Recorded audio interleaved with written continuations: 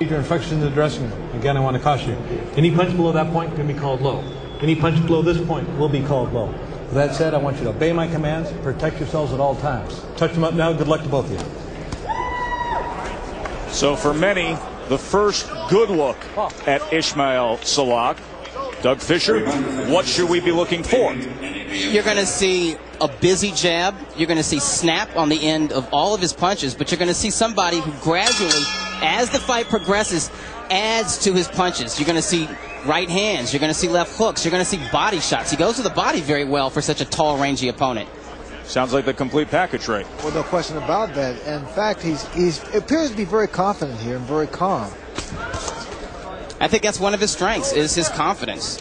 When we were talking to him in the fighter meetings yesterday, he had no problem saying that he doesn't believe Judah can go 6 rounds with him. Well, Judah, obviously the much more experienced fighter. You talk about going the distance with guys that have been further along than Sillakh. He had a 10-round draw with Glenn Johnson back in 2003. Julian Letterlow, Eric Harding went the distance. Those were losses. Yusef Mack went the distance with. And then most recently, Glenn Johnson, again a 10-round decision loss. Yeah, he has gone rounds with former world champions and former top contenders. And these are guys who are pressure fighters, who throw a lot of punches, who have heavy hands. The late Julian Mr. KO Letterlow was a pure puncher. And Judah went 12 rounds. That fight was a draw, as you noted. And, of course, who can put more heat on a fighter than Glenn Johnson? So you have to ask yourself, what is Sillakh going to show Judah that he hasn't seen already? Well, Judah's moving straight back, and he's taking some great body shots by Ismayl. 2 good left hands already placed to the body by Sillakh. And you see Sillakh has very good technique, turns his punches over well. There's always some snap and torque at the end of them. And as I noted before the bout started, he is a good body puncher. Tried to dig to the body with a right hand there, but you're seeing the work rate that Doug described early on already coming into play here. You know, Sillakh wanted to come to the United States with his amateur background, and it was decorated. He has over 300 amateur victories. He could have signed with one of the big Germany-based promoters and probably done very well for himself financially. He wanted to come to the U.S. because he felt that the competition was here that would make him a better fighter in the gyms, and he felt that he would receive the better instruction. He says he doesn't want to fight like your stereotypical European fighter, straight up and just jabs and straight rights. He wants to be a complete fighter, and he wants to fight, as he stated, an old pro. What I'm seeing in Ismayl, he's taking his time. He's getting the head feints, body feints.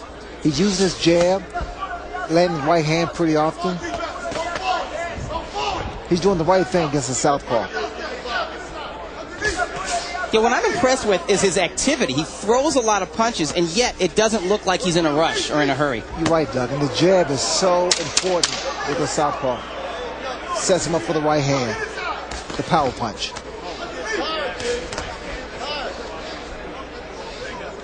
Good opening round for the young unbeaten prospect, Sillakh.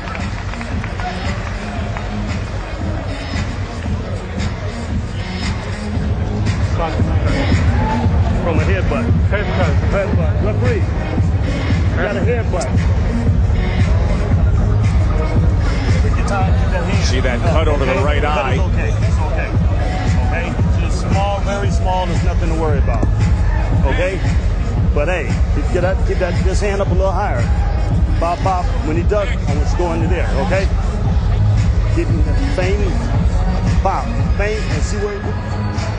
Ismayl Sillakh is an excellent body puncher. You just saw 2 left hooks to the midsection to Judah.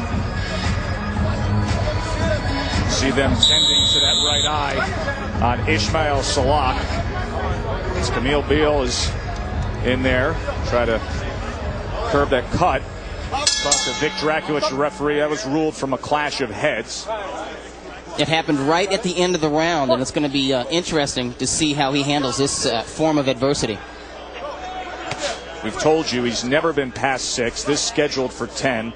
We are using the unified rules, so if that cut worsens and he cannot continue, we must have 4 rounds complete to go to the scorecards. And again, good and he gets to him early on here in round number 2. 4, 5, 6, 7, 8. How do you feel? Good. Okay. Mark. Just before Judah went down or was knocked down, I was going to say that looping right hand was effective against the southpaw. 4. He's hurt. 5, 6, 7, 8. No. That's it. Wow. Vic Draculich wades it off. We just went through the list of fighters that Daniel Judah has gone the distance with. Former titleists, former title challengers. Ismayl Sillakh told us yesterday, and it came true. He said this guy can't go 6 rounds with me. Turns out this guy can't go 2 completed rounds with him. I am so impressed. I'm very impressed. Calm, took poise, took his time, used his jab, used his height, and he has tremendous power and a great body puncher. I think it was a shot to the body that set up that knockdown, the first knockdown in the second round. Let's take a look back at the first knockdown early on here in round 2. Well, here, that great shot to the midsection, put him down.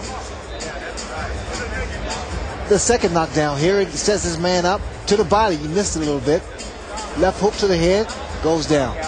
Looks like body shots are what took the legs away from Daniel Judah. A young, emerging prospect placed that well to the body and comes up with a very strong notch on the belt here early on in his career in impressive fashion. Talked about the fact, Ray, that he's aggressive, that he applies pressure, that he's a busy volume